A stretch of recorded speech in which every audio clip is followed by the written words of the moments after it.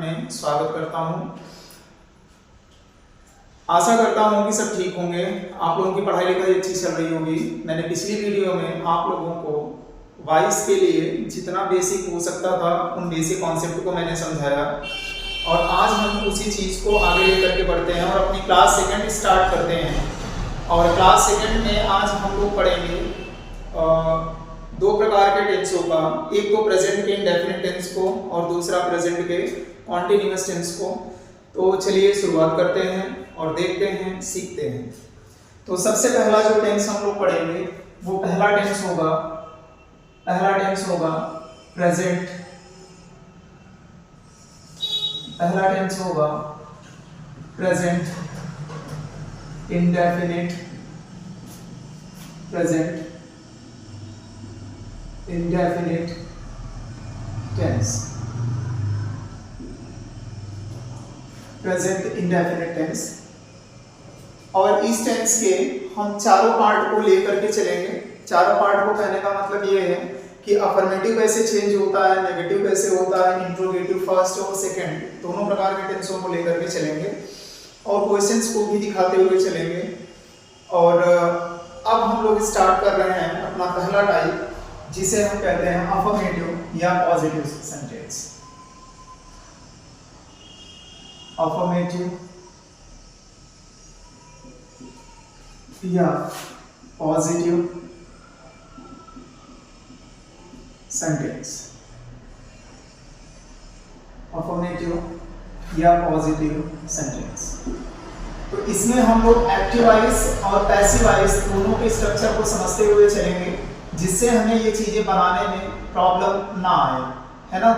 तो active voice की अगर हम बातें करें तो सबसे पहले हम देखेंगे एक्टिव वॉइस में हमारे पास में सबसे पहले आता है हमारा सब्जेक्ट। सबसे पहले सब्जेक्ट आता है, उसके बाद यहाँ जगह वर्ब की फर्स्ट फॉर्म आएगी अगर सब्जेक्ट हमारा प्लूरल है तो, और वर्ब के फर्स्ट फॉर्म में एस या ईएस आएगा अगर वर्ब हमारा प्लूरल है तो, सिंगुलर है तो। उसके बाद आपका ऑब्जेक्ट आएगा और ऑब्जेक्ट के बाद कहीं पर अदर वर्ड आएगा तो ठीक है। तो जब हम इसका पैसिव वॉइस बनाते हैं तो पैसिव वॉइस बनाने के लिए मैंने जो पहला कॉन्सेप्ट बताया था कि सब्जेक्ट को उठा करके ऑब्जेक्ट की जगह पर और ऑब्जेक्ट को उठा करके सब्जेक्ट की जगह पर रखते हैं। तो हम सबसे पहले लिखेंगे ऑब्जेक्ट को, और इसके बाद कल मैंने एक चीज समझाया था कि अगर वर्ब की फर्स्ट फॉर्म आए या फर्स्ट फॉर्म में यस या ईएस रहे तो वो जब भी हमारा चेंज होता है तो इज एम आर के साथ में वर्ब के थर्ड फॉर्म में चेंज होता है ना।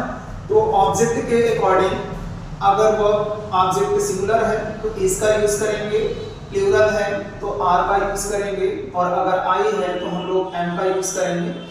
साथ में पैसिव वॉइस के लिए हम लोग यूज करेंगे वर्ब की थर्ड फॉर्म का।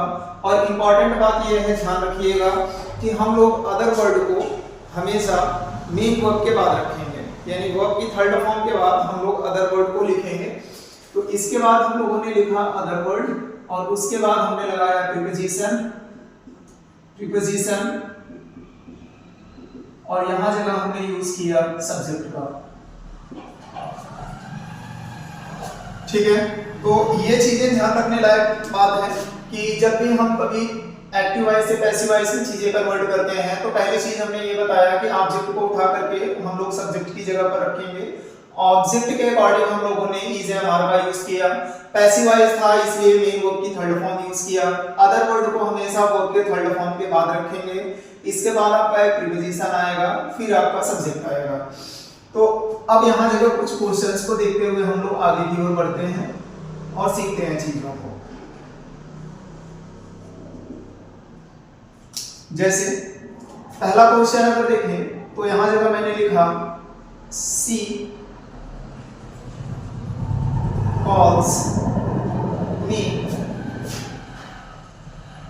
पहले छोटा क्वेश्चन लेते हैं और ये हमारा देकर के रखा है एक्टिव वॉइस।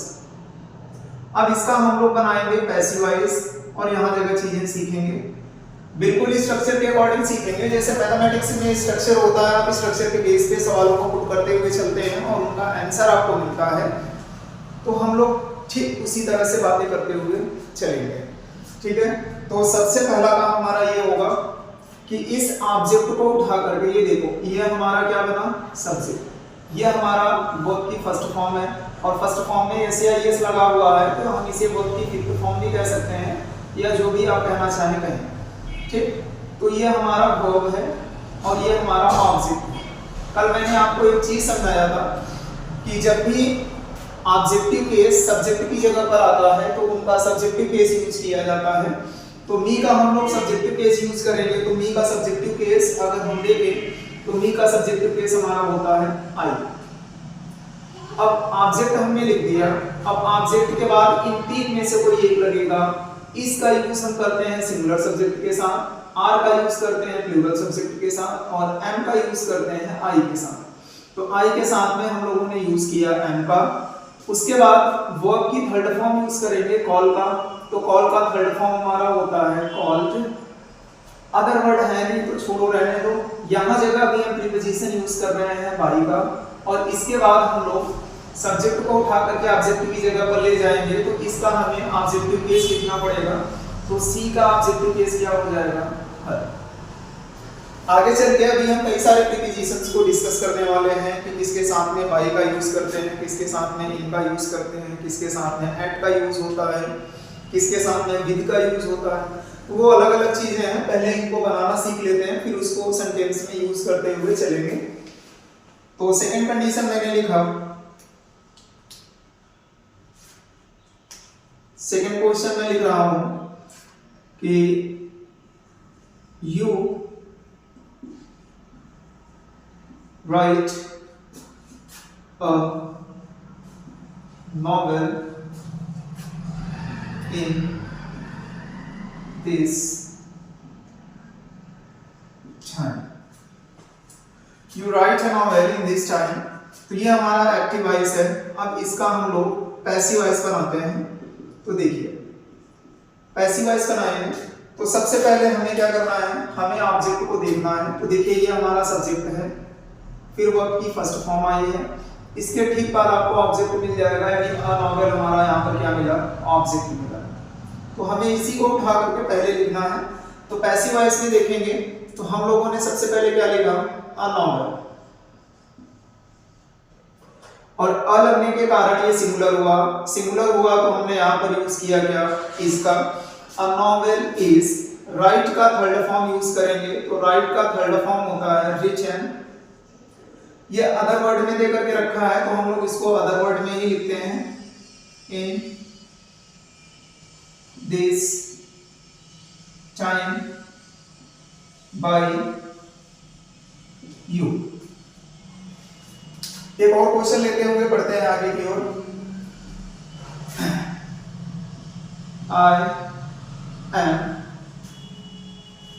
I solve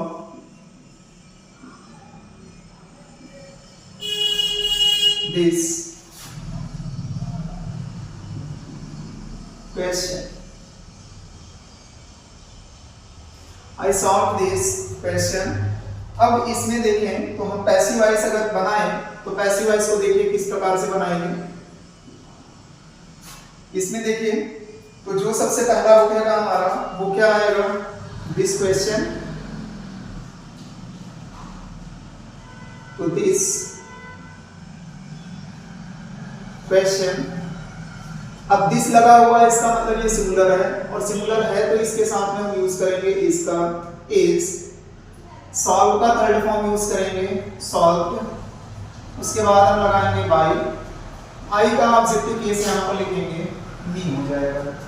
एक चीज आपको यहाँ जगह समझाते हुए चलता हूँ, जरा समझिएगा। पहली चीज कि अगर कहीं पर आपको दिस का यूज दिखे या दैट का यूज दिखे, दैट, तो ये होते हैं सिंगुलर और सिंगुलर होने के कारण कुछ थोड़ा सा इधर करता हूँ तो वीडियो से कट जाएगा। यहाँ जगह अगर आपको दिस दिखे या दैट दिखे तो ये होते हैं सिंगुलर और सिंगुलर होने के कारण इनके साथ में हम लोग सिंगुलर हेल्पिंग वर्ब यूज करते हैं। और एक चीज आता है आपका दिस और दोस, दिस और दोस, ये होते हैं हमारे प्लूरल और इनके साथ में हम लोग प्लूरल हेल्पिंग वर्ब यूज करते हैं।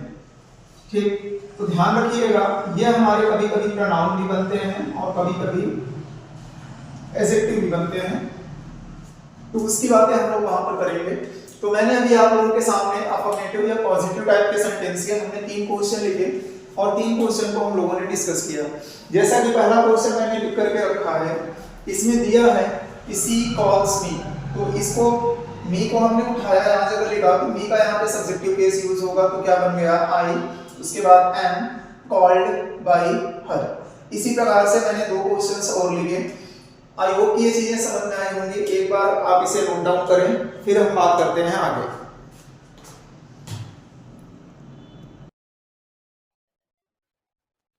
अभी हम लोगों ने प्रेजेंट इंडेफिनिट के अफर्मेटिव टाइप के सेंटेंस के बारे में पढ़ा और उसका स्ट्रक्चर मैंने एक्टिव वॉइस और पैसिव वॉइस दोनों बनाया था। तो अभी हम लोग इसके सेकंड पार्ट की बात करेंगे और सेकंड टाइप का नाम है नेगेटिव सेंटेंस। और अब हम प्रेजेंट इंडेफिनिट के ही नेगेटिव सेंटेंस के बारे में पढ़ेंगे। नेगेटिव सेंटेंस, नेगेटिव सेंटेंस के बारे में पढ़ेंगे और इसमें देखेंगे कि इसके एक्टिव वॉइस का स्ट्रक्चर क्या होता है और पैसिव वॉइस का स्ट्रक्चर क्या होता है। देखिए, एक्टिव वॉइस के अगर स्ट्रक्चर की बात करें तो सबसे पहले हमारे पास में आता है सब्जेक्ट, सब्जेक्ट, और सब्जेक्ट के अकॉर्डिंग हमारा आता है डू या डज। सब्जेक्ट अगर सिंगुलर है तो डज का यूज, प्लूरल है तो डू का यूज। इसके बाद आता है हमारा नॉट, फिर आता है वर्ब की फर्स्ट फॉर्म, इसके बाद आता है ऑब्जेक्ट और ऑब्जेक्ट के बाद हमारा आता है अदर।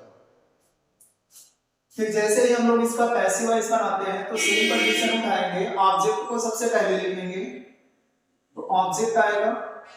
इसके बाद ऑब्जेक्ट के अकॉर्डिंग हम लोग लगाएंगे इज एंड आर, उसके बाद यूज करेंगे नॉट का। मेन वर्ब की हमेशा थर्ड फॉर्म आती है, फिर अदर वर्ड का यूज करेंगे, फिर यहाँ प्रीपोजिशन आएगा और इसके बाद हम लोग यूज करेंगे सब्जेक्ट का। तो कुछ क्वेश्चंस देखते हैं और इनको समझते हैं।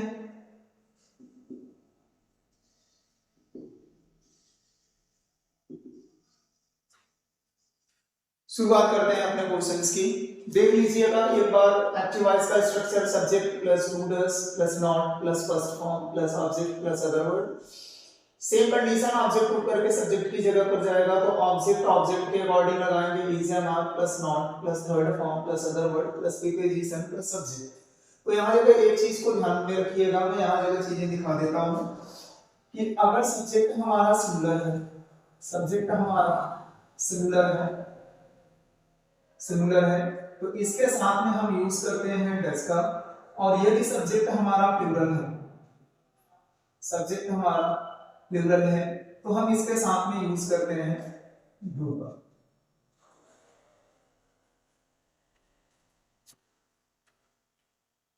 क्वेश्चंस को देखते हैं, जैसे ही डज नॉट beat और चाइल्ड। फिर यहां पर मैंने लिखा Reena does not abuse me in the street।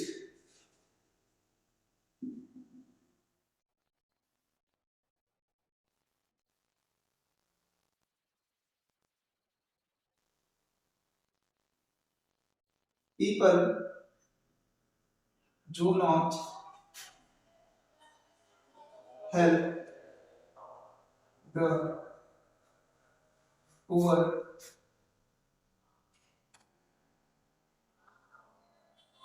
and a blind man।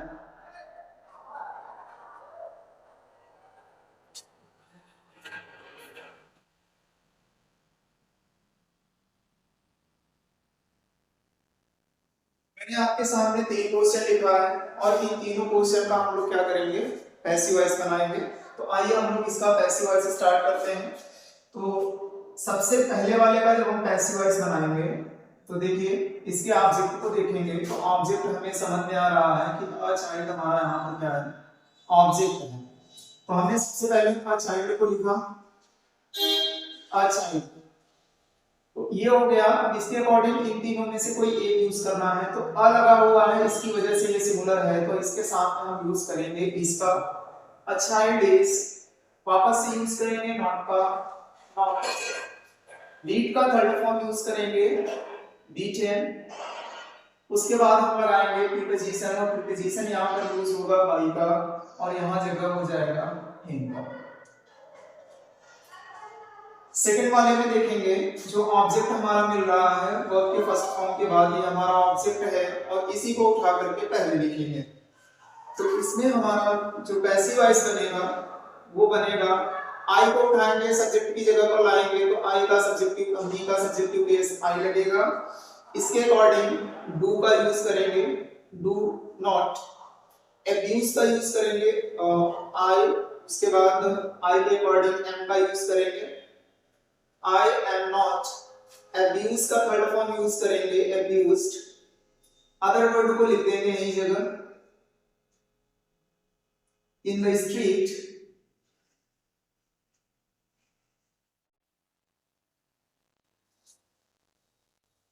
Street by name है, तो नेम को मैंने बताया था, नेम को आप नेम ही रहने दोगे बाय रीना। अब यहां जगह इसका अगर हम पैसिव वॉइस देखें तो देखिए वर्ब की फर्स्ट फॉर्म के बाद हमारा ऑब्जेक्ट मिलेगा अ ब्लाइंड मैन, इसको हम लोग स्टार्ट में लिखेंगे तो क्या हो जाएगा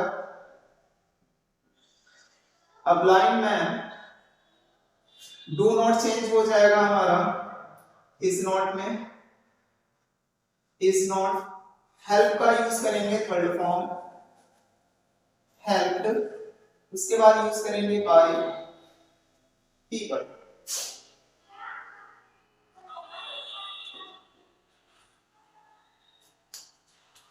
तो ये मैंने कुछ एक्टिव वॉइस और पैसिव वॉइस को बनाया। आई होप कि ये चीजें समझ में आई होंगी, बिल्कुल समझ में आएंगी, क्योंकि एक्टिव वॉइस का भी स्ट्रक्चर और पैसिव वॉइस का भी स्ट्रक्चर लिख करके रखा गया है। तो आशा करते हैं ये चीजें आपको समझ में आ रही होंगी। एक बार आप इसे नोट डाउन करें फिर बात करते हैं आगे।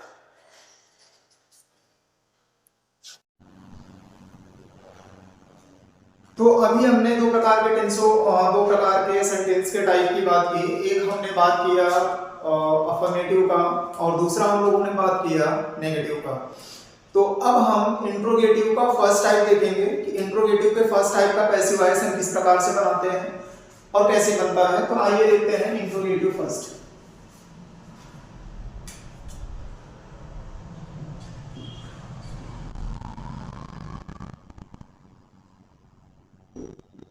इंट्रोगेटिव सेंटेंस और इंट्रोगेटिव सेंटेंस में जो हम देखने वाले हैं वो देखने वाले हैं फर्स्ट को, ठीक है।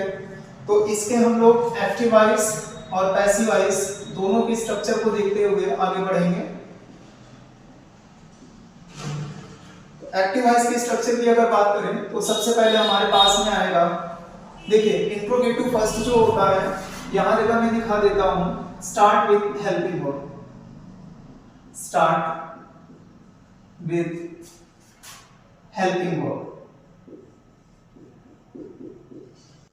helping verb, यानी ऐसे सेंटेंस के टाइप जो हमारे हेल्पिंग वर्ब से स्टार्ट होते हैं या हेल्पिंग वर्ब के साथ स्टार्ट होते हैं तो वो हमारे कहलाते हैं इंट्रोगेटिव फर्स्ट। तो हेल्पिंग वर्ब को सबसे पहले लिखा जाएगा। तो आइए देखते हैं, सबसे पहले हेल्पिंग वर्ब आएगा हमारा और हेल्पिंग वर्ब में आएगा डू या डज।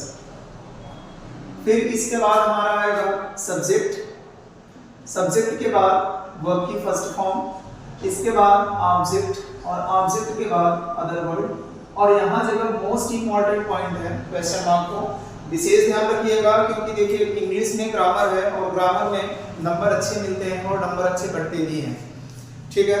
तो जो जहाँ पर जैसे मार्क्स यूज होने हैं उन मार्क्स का भी आपको उसी तरह से यूज करना है। तो यहाँ तक मैंने क्वेश्चन मार्क का यूज किया है। और पैसिव वॉइस का अगर स्ट्रक्चर हम देखें तो देखिए हमारा हेल्पिंग वर्ब जो डू डज था वो हमारा चेंज हो रहा था किसमें, इज एम आर में। तो हम सबसे पहले यहाँ यूज करेंगे इज, एम, आर का। सब्जेक्ट की जगह पर ऑब्जेक्ट आता था, इसके बाद हम यूज करेंगे ऑब्जेक्ट का, फिर यूज करेंगे वर्ब की थर्ड फॉर्म का, अदर वर्ड को हमें यही जगह रखना है, उसके बाद यूज करेंगे प्रीपोजिशन का, और इसके बाद हमारा आएगा सब्जेक्ट प्लस यहाँ आएगा क्वेश्चन मार्क। तो यहाँ जगह हेल्पिंग वर्ब के रूप में भी अगर देखेंगे तो हेल्पिंग वर्ब सबसे पहले आएगा इज, एम, आर, और इज, एम, आर को यूज कैसे करना है अभी मैंने समझाया था आपको, ठीक है। तो आइए कुछ क्वेश्चंस देखते हुए आगे बढ़ते हैं। तो जैसे यहाँ पर मैंने 2-3 क्वेश्चन लिखे, एग्जांपल,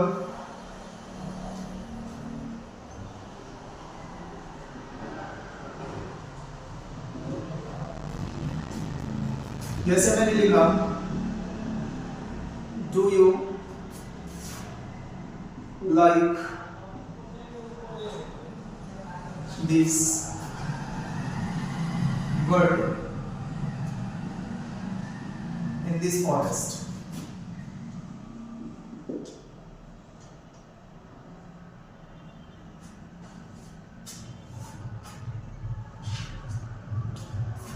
तो यहाँ जगह जब हम इसके पैसिव वॉइस की अगर बात करेंगे तो ये सब बात रही एक्टिव वॉइस की। अब यहाँ जगह हम इसका बनाएंगे पैसिव वॉइस, और पैसिव वॉइस को अगर देखेंगे तो सबसे पहले हम उठाएंगे ऑब्जेक्ट को। तो देखिए लाइक हमारा वर्ब की फर्स्ट फॉर्म है, और फर्स्ट फॉर्म के बाद वाला ही ऑब्जेक्ट होता है, तो यहाँ जगह हम लोग उठाएंगे दिस बर्ड को। तो दिस हमारा सिंगुलर है, अभी मैंने लिखा हुआ था उधर, तो दिस के अकॉर्डिंग हम लोग हेल्पिंग वर्ब लगाएंगे इसका इज, उसके बाद लिखेंगे दिस बर्ड।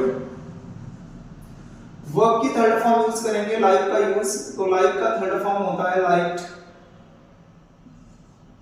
अदर वर्ड को पहले ही लिख देंगे इन दिस फॉरेस्ट, उसके बाद यूज करेंगे बाय का, और यहां जगह आ जाएगा हमारा यू, और यहां यूज करेंगे क्वेश्चन मार्क का। तो ये चीजें आप इसे ध्यान रखेंगे क्योंकि मार्क का यूज करना इंपॉर्टेंट है। अगला जैसे मैंने लिखा डस Rahul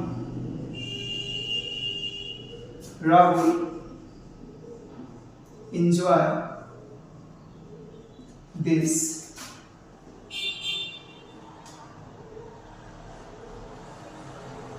fair, enjoy this party in his school।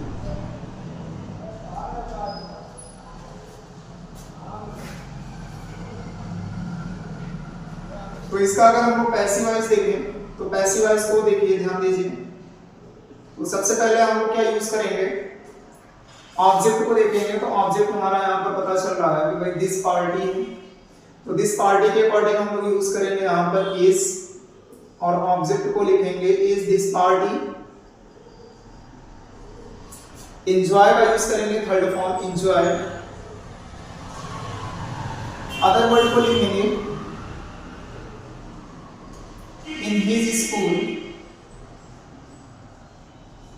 by Rahul.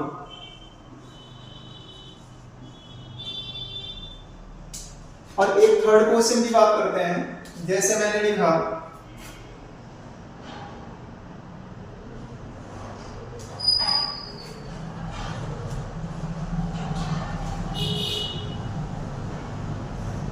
does the sweeper या स्वीपर क्या सर्वेंट लिख लीजिए, servant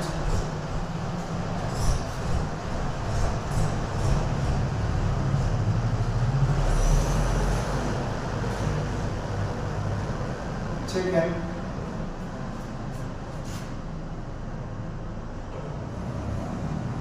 Does my servant take a rest in the no? यहां जगह हम पैसिव वॉइस अगर इसका बनाएं तो पैसिव वॉइस देखिए क्या बनता है। यहाँ जगह मेन वर्ब को देखेंगे तो टेक आ रहा है और इसका ये वाला पार्ट आ रहा है अरेस्ट। तो अरेस्ट के अकॉर्डिंग हम लोग यहाँ जगह यूज किए इसका, और यहाँ हमने लिखा अरेस्ट इज अरेस्ट। टेक का थर्ड फॉर्म यूज करेंगे टेकन इन द नून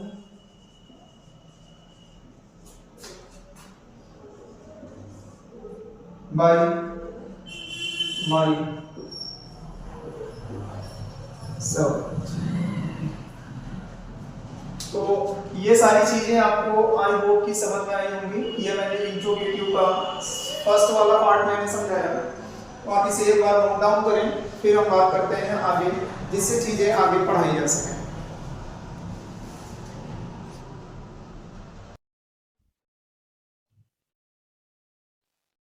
हम लोग स्टार्ट करते हैं इंट्रोगेटिव सेकंड टाइप को, और इंट्रोगेटिव सेकंड टाइप को देखते हुए इस क्लास की समाप्ति करेंगे।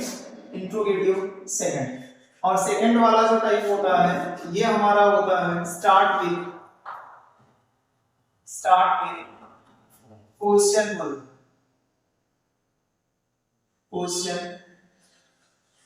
वर्ड, यानी ऐसा सेंटेंस का टाइप जो क्वेश्चन वर्ड के साथ में स्टार्ट होता है, तो ये इंट्रोगेटिव सेकंड टाइप कहलाता है। तो इनके स्ट्रक्चर की बात कर लेते हैं हम लोग, एक्टिव वॉइस का और पैसिव वॉइस का। तो एक्टिव वॉइस में सबसे पहले हमारा आएगा क्वेश्चन वर्ड, फिर आएगा डू या डज, फिर सब्जेक्ट, फिर वर्ब की फर्स्ट फॉर्म ऑब्जेक्ट, और इसके बाद अदर वर्ड, फिर क्वेश्चन मार्क। जब पैसिव वॉइस हम लोग बनाते हैं तो क्वेश्चन वर्ड को अपनी जगह पर लिखते हैं, और ऑब्जेक्ट के अकॉर्डिंग हम लोग चेंज करते हैं इज एम आर को। इसके बाद सब्जेक्ट की जगह पर हम लोग लिखते हैं ऑब्जेक्ट को, वर्ब की थर्ड फॉर्म यूज करेंगे, अदर वर्ड को हम लोग यही जगह दिखाएंगे, फिर हमारा आएगा प्रीपोजिशन, और इसके बाद हमारा आएगा सब्जेक्ट, और फिर आएगा क्वेश्चन मार्क। तो देखिए पैसिव वॉइस का एक नियम होता है, नियम ये होता है कि वो सेंटेंस में जिस टाइप में दिया गया है पैसिव वॉइस हमें उसी टाइप के सेंटेंस का बनाना है। जबकि नरेशन का क्या होता है, नरेशन में जितने भी सेंटेंस बनते हैं डायरेक्ट इनडायरेक्ट स्पीच में, जितने भी सेंटेंस के टाइप आते हैं उन सभी टाइप्स को हमें अफर्मेटिव बनाना पड़ता है या नेगेटिव बनाना पड़ता है। तो इस चीज को विशेष ध्यान रखिएगा, इसमें जिस टाइप का दिया गया है इसे उसी टाइप में ही बनाना है, अलग से कुछ नहीं करना है। ठीक है, तो आइए क्वेश्चन लेते हुए चीजों को समाप्त करते हैं आज इस टेंस को।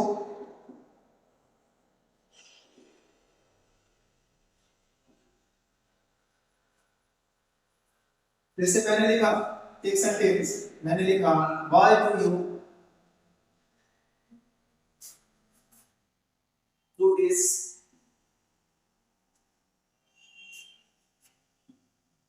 To me, why do you do this to me?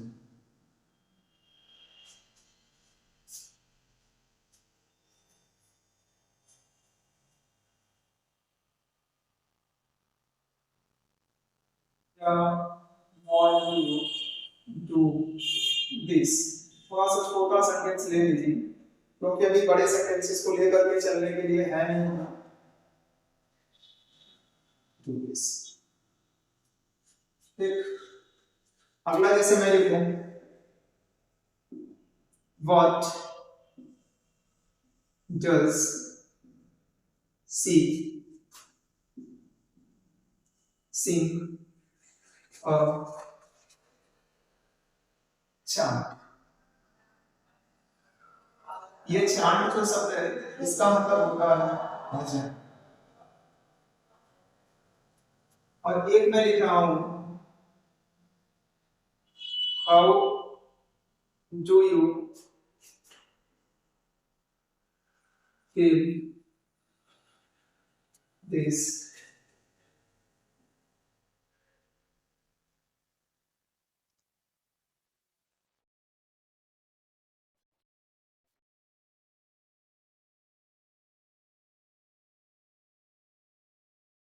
Take revenge. तो यहां जगह अगर हम इसका पैसिव वॉइस बनाए तो पैसिव वॉइस अगर देखते हैं तो सबसे पहले हमें ऑब्जेक्ट को उठाना है और ऑब्जेक्ट की जगह पर आप देखेंगे तो दिस लगा हुआ है और इसके अकॉर्डिंग सबसे पहले क्वेश्चन वर्ड को लिखना है। तो हमने क्वेश्चन वर्ड को लिखा हुआ है।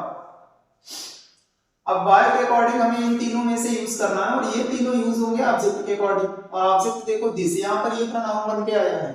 ध्यान देंगे यहाँ जगह एक चीज समझाना चाहता हूँ, एक चीज समझाना चाहता हूँ कि अगर आपको दिस के बाद कॉमन नाउन दिखे, दिस के बाद अगर कॉमन नाउन दिखे तो समझ लीजिएगा कि ये हमारा एडजेक्टिव है, ये हमारा एडजेक्टिव है। और दिस या दैट या चारों वर्ड के बाद में दिखा देता हूं। अगर दिस, दैट, दिस,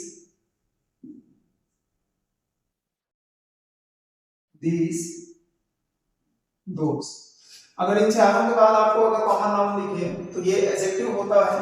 और इनके बाद यदि कॉमन नाउन ना आए, दिस, दैट, दिस और दोस, इसके बाद अगर हमारा कॉमन नाउन ना आए,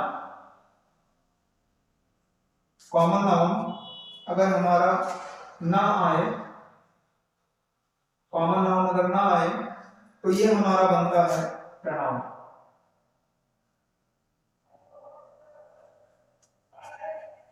ध्यान दीजिएगा इसको। तो आइए इसके अकॉर्डिंग हम लोग हेल्पिंग वर्ब का यूज करते हैं। हेल्पिंग वर्ब इसके अकॉर्डिंग हम लोग यूज करेंगे इसका बाय, इज, डू का यूज करेंगे थर्ड फॉर्म, डन, और ऑब्जेक्ट को पहले लिखिए बाय इज दिस, डू का यूज करेंगे थर्ड फॉर्म डन, उसके बाद लिखेंगे बाय, फिर हम लोग लगाएंगे यू और कुछ। आई होप कि ये सेंटेंस के चारों टाइप आप लोगों को समझ में आए होंगे, है ना। कोशिश करता हूँ चीजें आगे सिखाने की और आप भी सीखते रहिए और हमारा भी सपोर्ट कीजिए जिससे हम भी आगे बढ़ सकें। और ये 2 क्वेश्चन मैं आपको दे रहा हूँ जिसे आपको हल करने हैं और हल करिएगा। बाकी इन दोनों क्वेश्चंस की बातें हम लोग आगे डिस्कस कर लेंगे। अगर किसी को दिक्कत होती है तो आप कमेंट बॉक्स में हमसे इसका आंसर पूछ सकते हैं। तो आज के लिए बस इतना ही, ये चीजें आपको करनी है, ये आपका होमवर्क रहेगा, ठीक। बाकी मिलते हैं कल फिर इसी टाइम पर। सबको धन्यवाद।